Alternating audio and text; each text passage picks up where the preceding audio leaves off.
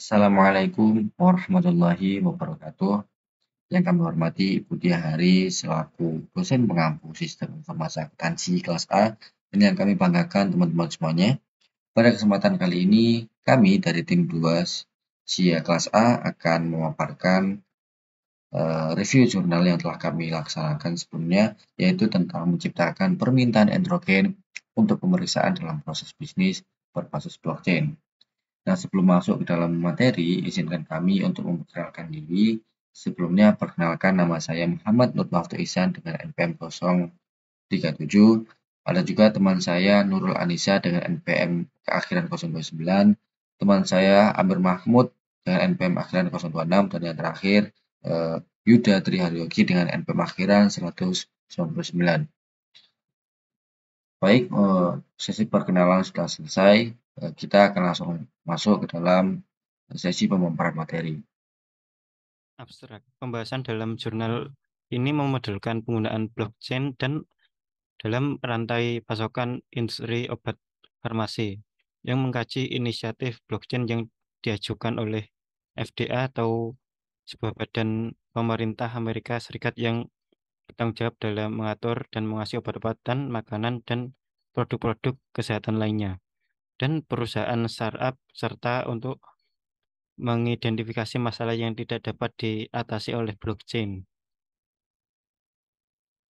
Dalam analisis ini, jurnal ini mengidentifikasi bahwa diperlukan audit untuk memastikan kecocokan data dalam blockchain dengan dunia nyata. Auditor dengan pelatihan skeptisisme profesional dapat membantu mengatasi masalah ini, tetapi auditor laporan keuangan tradisional tidak selalu menjamin dapat memenuhi permintaan audit baru ini. Selanjutnya adalah pendahuluan. Blockchain adalah salah satu teknologi yang paling menarik investasi saat ini. Blockchain adalah teknologi yang memungkinkan pencatatan transaksi yang aman, transparan, dan terdesentralisasi, di mana catatan transaksi disimpan dalam blok-blok yang saling terhubung dan terenkripsi.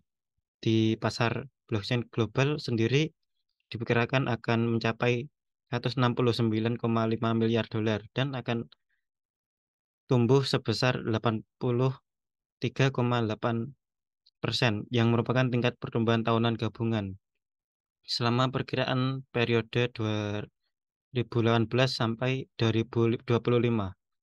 Faktor utama yang berkontribusi terhadap pertumbuhan pasar adalah pertumbuhan investasi dalam pendanaan model Ventura, teknologi blockchain, dan adopsi teknologi blockchain dalam manajemen retail dan rantai pasokan bagi berbagai sektor seperti farmasi, energi keuangan, dan media.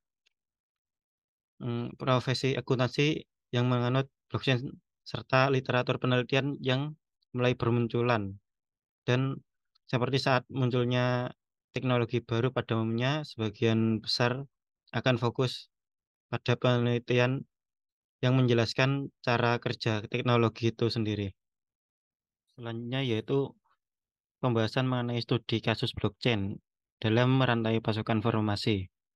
Pada tahun 2019, FDA Amerika Serikat mendorong proyek percontohan untuk meningkatkan ketelusuran obat resep dengan teknologi blockchain yang bertujuan untuk meningkatkan keselamatan, keamanan, dan akurasi dalam rantai pasokan obat yang pada gilirannya dapat melindungi kesehatan masyarakat secara keseluruhan. Industri farmasi telah meluncurkan berbagai inisiatif blockchain termasuk SAP, Information Collaboration Hub for Life Science, dan startup MediLedger. Aplikasi SAP memungkinkan verifikasi produk obat melalui kode produk, lot, tanggal kadaluarsa, dan nomor seri di blockchain. Sementara MediLedger memastikan hanya perusahaan resmi yang dapat menyimpan data dalam rantai pasokan blockchain dan berbagi informasi yang sama melalui blockchain, termasuk persetujuan dan bahkan informasi penelitian yang pada akhirnya akan membantu obat-obatan dipasarkan lebih cepat dan efisien. Selanjutnya kita akan membahas apakah blockchain selalu menjadi solusi yang tepat. Meskipun ada antusiasme yang ditunjukkan untuk menerapkan teknologi blockchain dalam industri farmasi, ada beberapa keraguan yang diungkapkan tentang seberapa besar nilai yang akan ditambahkan.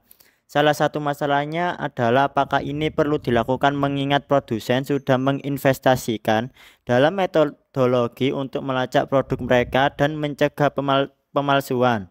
Misalnya dengan menggunakan gambar holografis pada kemasan. Memang perusahaan farmasi besar sudah sangat berinvestasi dalam teknologi pelacakan yang ada, yang mungkin membuat mereka enggan mengadopsi alternatif baru seperti blockchain. Nah, ini menimbulkan pertanyaan tentang jenis nilai tambah yang diberikan oleh aplikasi blockchain terhadap rantai pasokan dibandingkan dengan aplikasi tradisional. Apakah penting bahwa sekarang ada satu set data daripada berbagai data yang terhubung dengan buruk? Atau apakah yang penting adalah bahwa data tersebut tidak dapat diubah? Atau fakta bahwa data sekarang didistribusikan? Salah satu argumen adalah bahwa blockchain lebih aman daripada ledger reguler yang lebih mudah diretas karena hanya ada satu ledger. Selanjutnya, dalam blockchain berizin atau pribadi, semua mitra telah disetujui sebelumnya untuk keanggotaan yang meningkatkan kepercayaan. Jika kepercayaan sudah cukup, maka biaya tambahan penggunaan blockchain menjadi tidak perlu. Semua efek berbagai ini sering disamakan tanpa upaya untuk menjelaskan aspek mana yang kunci dalam hal aplikasi blockchain tertentu. Juga perlu diingat bahwa 5 kekuatan Porter ini tidak dicabut oleh keberadaan blockchain, yang berarti bahwa kekuatan pemasok dan pembeli akan terus membentuk sifat rantai pasokan. Nah, arsitek solusi Microsoft Tiana Uman mengemukakan 4 kondisi untuk blockchain menjadi aplikasi yang tepat. Yang pertama, apakah ini adalah proses yang melintasi batas kepercayaan? Yang kedua, apakah ada beberapa pihak yang perlu bekerja pada data yang sama? Yang ketiga, apakah ada perantara yang saat ini mengontrol satu-satunya sumber kebenaran? Perantara ini mungkin menanggung biaya dan mengurangi efisiensi. Yang keempat, apakah proses ini melibatkan langkah-langkah verifikasi manual yang memiliki nilai rendah? Uman tidak memberikan alasan di balik kondisi-kondisi ini, tetapi kita dapat membuat beberapa perkiraan yang terdidik. Fakta bahwa sebuah proses melintasi batas kepercayaan penting karena itu berarti harus ada mekanisme untuk menjaga kepercayaan dalam data ketika batasan-batasan tersebut dilintasi. Cara tradisional untuk melakukannya adalah dengan mengandalkan pihak ketiga yang dipercayai oleh semua pihak, misalnya bank atau grosir. Di sisi lain, menyerahkan data kepada pihak lain membuatnya lebih sulit bagi beberapa pihak untuk terus menambahkan dan mengakses data tersebut. Selain itu, perantara-perantara tersebut dapat melambatkan proses dan meningkatkan biaya dengan memberlakukan biaya untuk peran mereka. Lebih umumnya, semua kondisi ini baik secara individu maupun dalam komunikasi memiliki solusi berdasarkan konteks yang tidak memerlukan penanggunaan blockchain. Misalnya, integrasi horizontal atau vertikal dapat menyelesaikan banyak masalah ini dengan membawa lebih banyak rantai nilai di bawah payung perusahaan yang sama, meskipun dengan biaya besar. Satu buku besar dapat melintasi batas tanpa harus didistribusikan. Ini adalah tujuan utama dari sistem ERP dalam hal silo-silo departemen di dalam suatu perusahaan. Daftar Uman yang serupa dalam ranah blockchain cenderung melihat perantara hanya sebagai sumber biaya transaksi daripada memberikan nilai dalam hak mereka. Untuk melihat mengapa sudut pandang seperti itu mungkin tidak sesuai. Pertimbangan bahwa 4 kondisi ini juga berlaku untuk proses di mana para peneliti mengirimkan makalah mereka untuk ditinjau dan mudah-mudahan akhirnya diterbitkan oleh jurnal akademik. Demikian pula dalam kasus obat farmasi, apapun nilai yang SAP, MathLedger, dan aplikasi blockchain lainnya mungkin berikan, mereka tidak kemungkinan akan menggantikan FDA sebagai alasan mengapa warga AS percaya pada obat resep mereka. Sebaliknya, perantara tidak seperti blockchain dapat berfungsi sebagai tempat kepercayaan, tanggung jawab, dan otorisasi. Pada akhirnya, blockchain adalah sarana untuk mencapai tujuan dan bukan tujuan itu sendiri. Dalam rantaian pasokan farmasi, tujuan akhirnya bukan hanya untuk mencapai rantai pasokan yang beroperasi secepat dan sehemat mungkin. Sebaliknya, tujuan adalah agar pasien menerima obat resep yang telah mereka resepkan yang mengandung jumlah bahan aktif yang benar. Dari sudut pandang ini, tidak jelas apakah blockchain adalah jawaban atas tantangan industri farmasi atau setidaknya tidak memiliki jawaban yang lengkap. Untuk melihat mengapa pertimbangan yang terjadi dalam bagian industri farmasi di mana tujuannya memang untuk memiliki rantai pasokan yang beroperasi secepat dan sehemat mungkin. Pasar obat genetik sebanyak 90% dari semua obat resep yang digunakan di AS ini adalah versi generik dari obat merek yang telah kehilangan pelindungan patennya. Nah, pada gambar pertama yaitu menerangkan tentang proses bisnis blockchain digital asli. Dari digital reality menuju identical by design dan data representation of reality juga menghasilkan identical by design. Digital reality akan mempunyai digital transaksi lalu diinput sebagai data entering mechanism lalu memiliki hasil data acquisition interest dan distribution ledger, data storage, user interface, application control, dan validation mechanism, dan memiliki output yaitu data retrieval mechanism lalu end user analytic and visualization. Studi kasus ini membawa kita untuk mengembangkan model yang menempatkan teknologi blockchain hanya sebagai bagian dari proses bisnis yang luas, sebagai sarana untuk mencapai tujuan dan bukan tujuan itu sendiri. Ini memungkinkan kita untuk memahami kapan tepatnya blockchain menambah nilai, kapan itu tidak cukup dengan sendirinya, dan peran auditor dalam memastikan bahwa tujuan dari proses bisnis ditingkatkan oleh penggunaan aplikasi blockchain. Selanjutnya, blockchain sebagai komponen proses bisnis. Dalam blockchain, data yang disimpan dalam buku besar terdistribusi adalah satu-satunya kenyataan. Data tersebut mencatat transaksi apa yang telah dilakukan dan memastikan bahwa Bitcoin tidak dapat digandakan. Bitcoin itu dirancang untuk tidak hanya bersifat tak dapat diubah, tetapi juga membentuk alam semesta yang mandiri. Itulah mengapa jika seseorang kehilangan kata sandi Bitcoin mereka atau membayar terlalu banyak dalam suatu transaksi, tidak ada yang bisa dilakukan, tidak ada kesalahan yang bisa diperbaiki, dan tidak ada otorisasi yang ada untuk membuka kunci blockchain untuk Anda. Gambar 1 tersebut menggambarkan proses bisnis blockchain digital asli. Pusat dari proses ini adalah aplikasi blockchain dengan berbagai komponennya. Ini terdiri dari antarmuka, akuisisi data, serta antarmuka pengguna.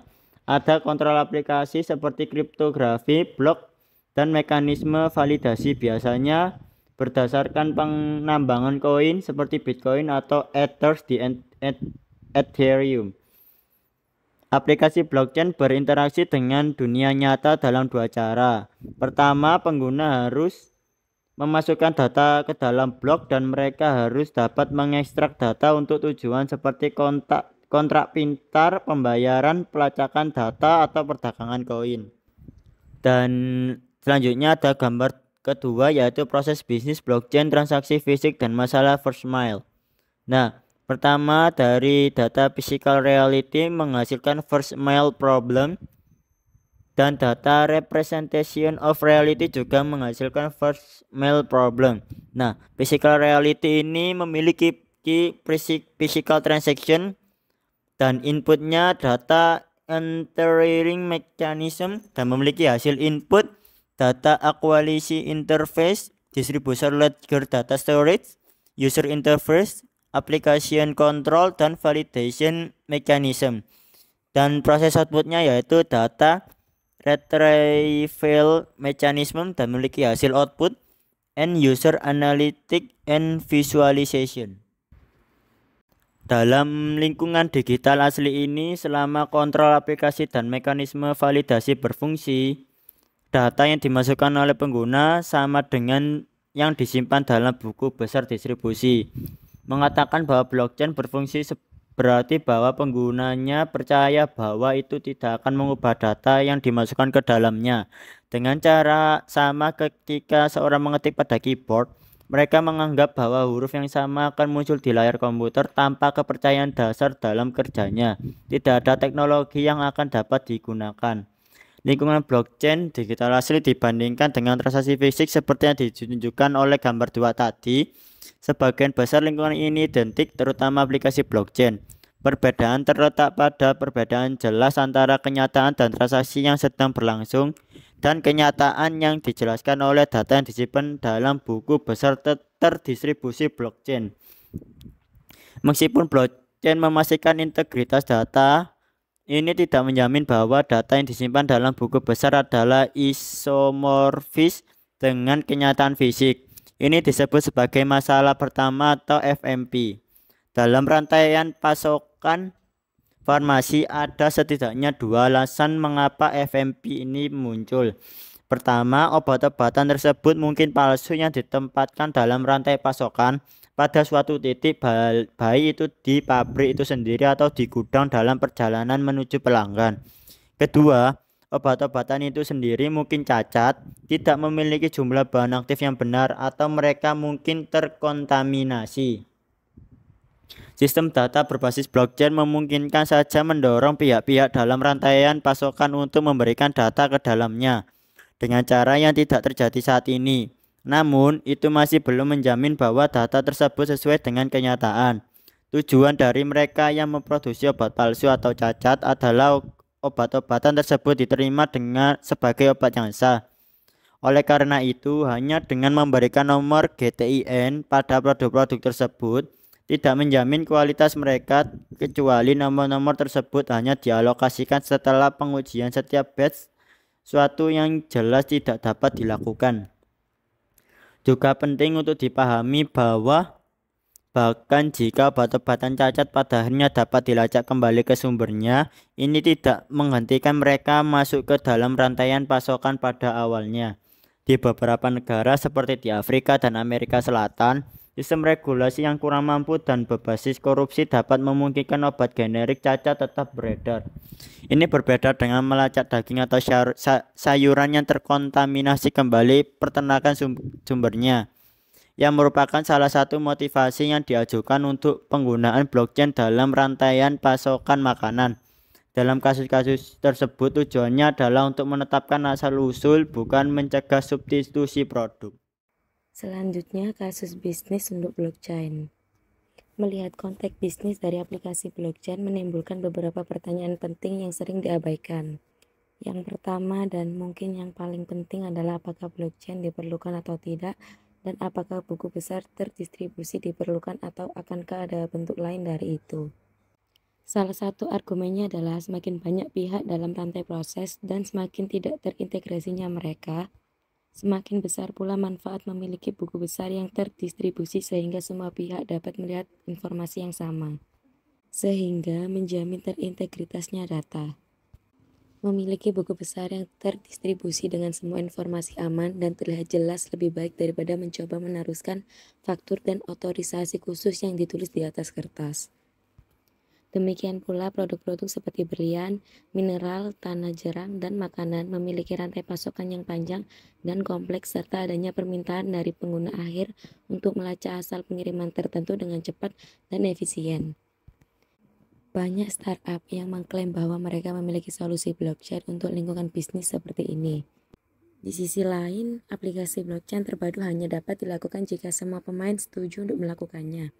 Sebagian besar literatur blockchain berasumsi bahwa memiliki buku besar yang terdistribusi dalam aplikasi secara otomatis menghasilkan persetujuan dari semua pemain untuk menggunakannya.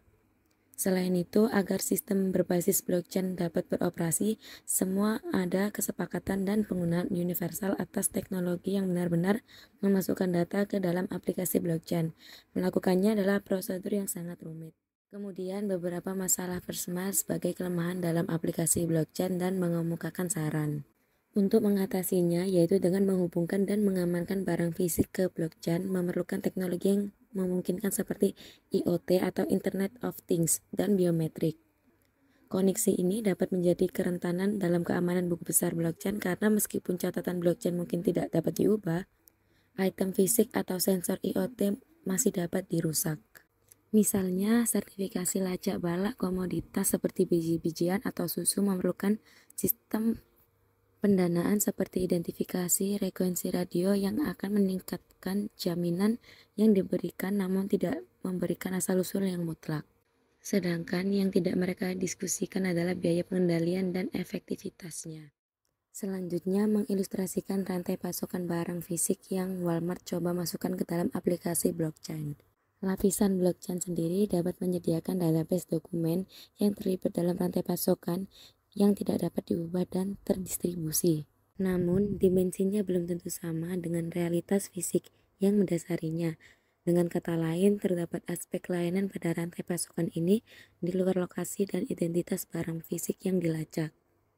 Bahkan jika aspek-aspek tertentu dari ruang fisik dapat dipantau melalui kamera video dan sensor suhu, ada aspek kualitas yang tidak bisa.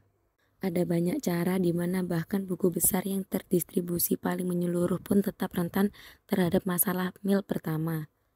Namun di sisi lain ada kemungkinan bahwa integritas yang paling melekat pada blockchain dapat digunakan untuk melakukan triangulasi poin umum dengan lebih tepat dan percaya diri jika cacat terdeteksi yang akan mengakibatkan penarikan pada produk. Namun tidak dijelaskan siapa yang membayar sistem pelacakan yang rumit ini dan bagaimana data mengalir ke pusat kolaborasi keamanan pangan Walmart.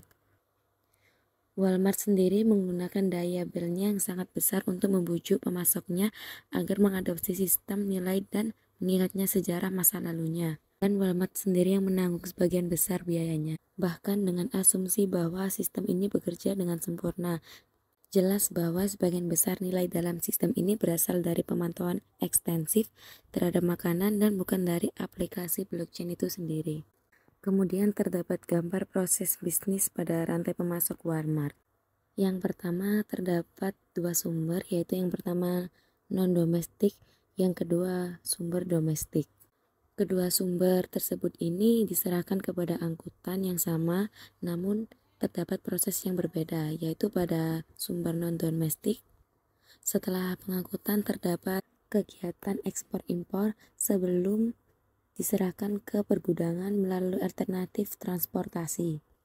Sedangkan sumber domestik setelah pengangkutan langsung ditujukan kepada pergudangan dan melalui alternatif-alternatif yang berakhir pada penjualan dan retail. Namun dalam pemrosesan tersebut tentunya memiliki lapisan dokumentasi yang akan menjadi bukti bahwasannya transaksi tersebut benar-benar terjadi. Kemudian selanjutnya ada cara kerja sistem Everledger.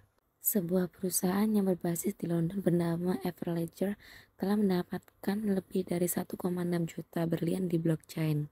Entry pada pencatatan digital mencakup lusinan atribut untuk setiap berlian, termasuk warna, karat, dan nomor sertifikat yang dapat dituliskan dengan laser pada bagian mahkota atau ikat pinggang batu. Perusahaan Everledger sendiri melacak botol anggur menggunakan kode tersembunyi yang ditambahkan oleh penjual anggur, memungkinkan siapapun berkonsultasi dengan blockchain untuk mengetahui di mana botol itu berasal dan bagaimana distribusinya. Dan juga menerapkan teknologi ini pada seni rupa, sebuah tantangan yang lebih besar sejak saat itu prestasi kecil dapat dianggap merusak. Seperti yang disebutkan tadi, salah satu elemen untuk menetapkan keabsahan sebuah berlian adalah dengan mengecasnya dengan laser menggunakan nomor seri yang unik. Namun tindakan pencegahan itu tidak saja cukup untuk mencegah masuknya berlian darah ke dalam rantai pemasokan. Mengingat tingginya nilai produknya, etsa laser adalah prosedur yang relatif mudah dan ekonomis untuk ditiru oleh mereka yang ingin memberikan berlian darah atau bahkan yang dicuri sebagai yang sah. Nomor yang terukir pada berlian tertentu dapat dibandingkan dengan catatan berlian yang sah yang disimpan oleh otoritas terpercaya, misalnya Gemological Institute of America atau GIA. Pada gambar di sebelah kiri sendiri menunjukkan contoh laporan GIA yang menunjukkan asal-muasal batu tersebut. Kemudian pertimbangan penggunaan sistem blockchain untuk melacak berlian oleh perusahaan Everledger. Bertujuan untuk menghindari dimasukkannya hal tersebut disebut berlian darah atau berlian konflik ke dalam rantai pemasokan berlian yang sah. Ini adalah praktik yang diperlukan dalam apa yang dikenal sebagai protokol Kimberley atau disingkat KP, yang merupakan perjanjian internasional yang dirancang untuk menjaga agar berlian darah tidak masuk ke dunia internasional rantai pemasokan. Untuk mencegahnya masuknya berlian darah tersebut memerlukan catatan yang jauh lebih rumit. Melacak batu tersebut dari waktu ke waktu ditambang melalui pemotongan dan penjualan eceran. Jadi, basis data blockchain Everledger menyertakan catatan GIA yang di atas, tetapi juga memberi informasi yang lebih rinci tentang berlian. Menjelaskan bagaimana berlian berubah dari batu besar menjadi permata yang dipoles, siapa yang memotong dan memolesnya dengan gambar teknis untuk melakukannya, foto, bahkan video. Dan yang paling penting ini mencakup pemindahan sertifikasi protokol Kimberley tersebut. Dan yang terakhir, masalah first mile muncul di banyak pengaturan blockchain lainnya.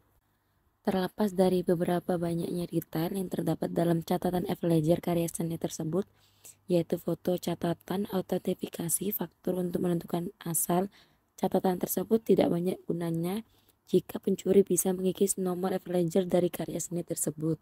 Demikian pula pengetsaan laser adalah usaha yang sia-sia jika menggunakan berlian darah yang dianggap sebagai berlian yang sah. Lebih buruknya lagi, aplikasi blockchain bisa memberikan rasa aman palsu bahwa semuanya baik-baik saja. Intinya dunia nyata berantakan dan betapapun abadinya aplikasi blockchain, ia akan sepenuhnya menangkap kekacauan ini. Oke, pada kesempatan kali ini saya akan bahas mengenai studi kasus dalam menangani masalah first mile dalam aplikasi seni blockchain. Oke, sebenarnya kita ketahui bahwa dalam blockchain itu kita tidak bisa mendiskusikan sebagai solusi teknologi tanpa mendapatkannya dalam suatu konteks bisnis yang menghubungkan database ke transaksi dunia nyata yang ingin dicatatnya.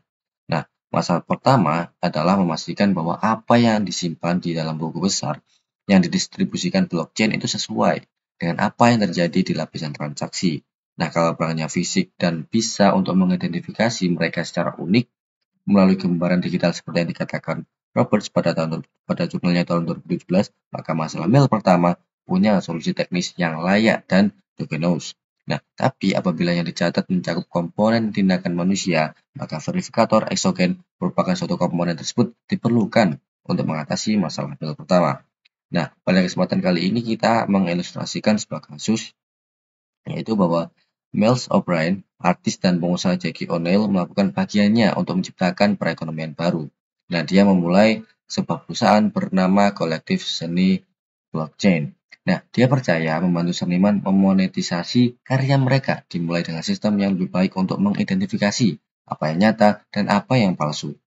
Dengan harga $10, dia menjual kepada artis sebuah gadget kecil yang mungkin bisa ditanamkan di anjing supaya dia tidak hilang, sebuah chip IT frekuensi radio. Jackie O'Neill mengatakan, jadi jika kita mencoba melepaskannya, maka chip tersebut akan hancur menjadi beberapa bagian kecil. Dan kemudian, microchip potongan-potongan akan batal setelah kita benar-benar menghapusnya. Miles O'Brien juga bilang aplikasi ponsel cerdas itu bisa memindai RFID yang menyimpan informasi tentang sebuah karya, artis, judul, tanggal, media, area, wilayah, dan asal. Dan itu memiliki nomor identifikasi unik. Itu sebuah cara untuk membuktikan bahwa itu asli. Oke, di next selanjutnya kita bisa melihat bahwa di dalam gambar samping itu BHC menjelaskan bahwa secara implisit menunjuk pada FMP yang mana objek apapun yang diautentikasi itu termasuk karya seni dan juga artefak yang unik, itu pasti punya komponen-komponen yang dibutuhkan untuk memvalidasi klaim identitas. Nah, hal ini dihubungkan sebenarnya dalam 3 komponen. Ya, komponen yang pertama itu adalah objek, kedua identitas fisik yang aman, dan juga identitas digital yang aman. Nah, Di masa lalu, semua komponen ini tuh terisolasi sehingga memunculkan sebuah lubang atau sebuah kelemahan dalam kemampuan untuk membuktikan atau mengandalkan klaim asal atau dokumentasi autentikasi. Sehingga pada masa sekarang, hal ini telah disatukan komponen-komponennya sehingga mereka itu tetap akan bersama selama masa pakai suatu objek, sehingga memungkinkan pengawasan dalam jangka panjang ke dalam kehidupan sebuah karya seni individu. Nah, dalam gambar di samping kita juga bisa lihat ada stiker hologram, yang mana stiker ini tuh punya fungsi sendiri. Tentu fungsinya adalah untuk meyakinkan bahwa pelanggan itu membeli produk yang tidak palsu atau ori, dengan memberi sebuah fitur tambahan, yaitu berupa nomor buku besar blockchain yang dikodekan ke dalam chip RFID yang tertanam. Nah, namun seperti yang kita ketahui, di dalam masalah obat palsu, keberadaan stiker atau hologram saja itu nggak akan cukup untuk mencegah penipuan. Sehingga yang baru dan juga penting di sini itu merupakan bahwa stiker tersebut itu tertaut ke database digital yang mencatat asal-muasal karya seni tersebut. Nah, tentu ada nih kunci dalam sistemnya supaya sistem itu berfungsi, gitu. Yaitu pertama adalah memastikan bahwa karya seni tersebut itu diidentifikasi dengan benar saat pertama kali direkam di dalam blockchain. Dan tingkat kesulitan langkah tersebut itu bergantung pada apakah seniman aslinya itu masih hidup dan mampu mengautentikasi karya seni tersebut. Artis itu hanya perlu terhubung dengan tim BAC guna memvalidasi identitas mereka lebih dari sekedar email. Nah, tentunya hal ini perlu didiskusikan dengan para seniman mengenal mereka dan memastikan mereka apakah mereka punya wewenang untuk membuat klaim kepengarangan atas karya seni mereka.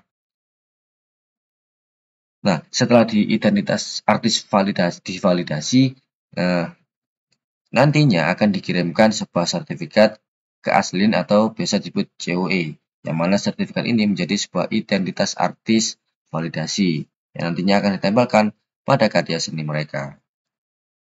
Oke, di slide selanjutnya kita bisa lihat bahwa gambar di samping itu menunjukkan ilustrasi mengenai bagaimana sih suatu karya seni itu divalidasi dalam buku besar blockchain.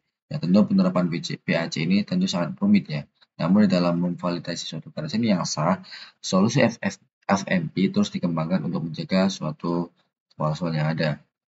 Nah, mengingat secara panjang penipuan seni, para ahli itu menyadari bahwa prosedur rumit yang diuraikan BAC di atas itu tidak akan mudah, sehingga sebanyak separuh dari seluruh karya seni yang beredar adalah palsu. Nah, untuk mengatasi masalah first mile dengan karya seni dan memastikan bahwa apa yang disimpan di blockchain seni adalah karya yang sah, karya seni itu dikaitkan dengan seniman yang benar akan membutuhkan perlindungan yang semakin canggih. Nah, selain itu, solusi FMP ini punya untuk terus berkembang guna mengimbangi kemampuan para pemalsu tadi. Nah, teknologi yang sangat kompleks itu juga sedang dikembangkan untuk memvalidasi suatu karya seni. Nah, ini termasuk penggunaan kecerdasan buatan untuk mengukur hubungan antara karya seni kandidat dan karya seni yang diketahui. Karya seniman yang diakui, sidik jari masal peptida untuk mendeteksi produk hewani yang digunakan dalam bahan seni lama seperti bahan pengikat dan lem, dan menggunakan DNA sintetik untuk menandatangani karya seni segera setelah karya tersebut dibuat. Nah, tentu ada beberapa alasan kenapa studi kasus ini itu diteliti, karena secara panjang dan lebar. Yaitu gunanya adalah untuk menunjukkan bahwa sulit mengatasi masalah pertama, masalah mil. Nah, komponen blockchain dari aplikasi ini merupakan aspek solusi yang paling sulit sejak pencatatan, yang tidak dapat diubah, tidak ada nilainya kecuali apa yang tercatat di dalamnya sesuai dengan realitas fisik. Nah, tanpa hubungan tersebut terdapat celah keamanan yang besar dalam sistem yang dapat dimanfaatkan oleh pelaku kejahatan keuntungan. Nah, dengan memecahkan masalah first mile, yang dimaksud adalah mengidentifikasi mekanisme yang memungkinkan transaksi tetap terjadi meskipun ada masalah informasi yang diwakilinya. Nah, bagi akuntan, cara yang jelas untuk melakukan hal ini adalah beralih ke auditor. Oke, dalam slide selanjutnya dijelaskan bahwa alasan mengapa melakukan penelitian pada studi kasus ini, yaitu gunanya untuk menjelaskan bahwa sangat sulit dalam mengatasi masalah pertama atau masalah first mile ini.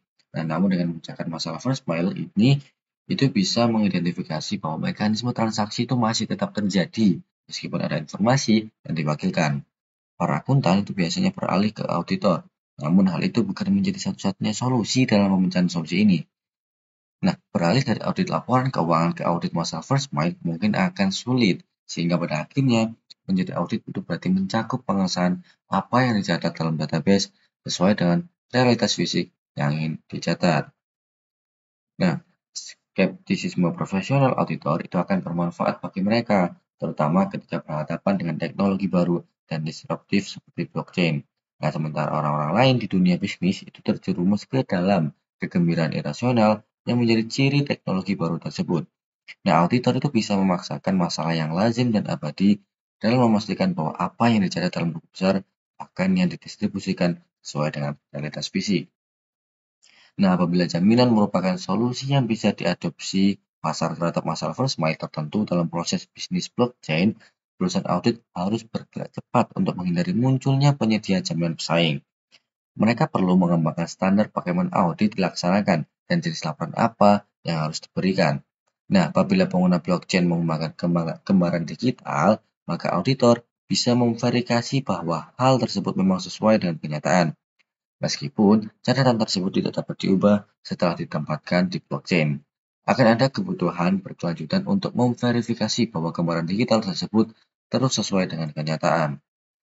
Nah, tugas verifikasi itu lebih sulit dan permintaan audit yang lebih besar akan muncul ketika ada komponen layanan yang dimasukkan ke dalam blockchain, seperti contoh makanan organik. Sehingga dengan tidak adanya sistem pemantauan otomatis yang mencakup semua hal yang hanya masuk akal untuk item bernilai sangat tinggi, seperti berlian, auditor kemungkinan besar akan fokus pada pengendalian yang diterapkan pada komponen manusia, bukan pada setiap aktivitas dalam proses diri. Oke, kita masuk pada slide yang terakhir, yaitu adalah kesimpulan. Tentu dari beberapa materi yang sudah disampaikan tadi, kelompok kami itu menarik beberapa kesimpulan yang mana secara khusus apabila mengenai permintaan audit di proses bisnis blockchain, sebaiknya fokus di audit dan blockchain daripada audit blockchain. Karena ketika hanya fokus mengaudit blockchain, apalagi yang sifatnya pribadi, maka kemungkinan akan ada nilai tertentu. Tetapi perlu diketahui, apakah catatan yang ada dalam blockchain itu sesuai dengan dunia nyata atau tidak. Sehingga dalam hal ini muncul masalah yang dinamakan masalah first mile, sehingga entitas audit punya peluang untuk menyelesaikan masalah ini. Nah, apabila para audit tidak hanya melihat teknologi blockchain secara holistik dalam konteks bisnisnya, dan tidak hanya sebagai teknologi besar berikutnya, maka para audit tersebut akan memanfaatkan peluang ini. Oke, itu tadi adalah pemaparan review jurnal yang dipaparkan oleh kelompok kami, yaitu tim 2 dari Sistem Informasi Akuntansi kelas A. Nah, apabila terdapat salah kata, kami mohon maaf yang sebesar-besarnya. Kami menerima semua kritik dan saran yang ada. Kami mengucapkan terima kasih karena sudah mendengarkan dan memahami review jurnal yang telah disampaikan oleh tim kami. Kami mohon maaf dan kami mengucapkan terima kasih. Wassalamualaikum warahmatullahi wabarakatuh.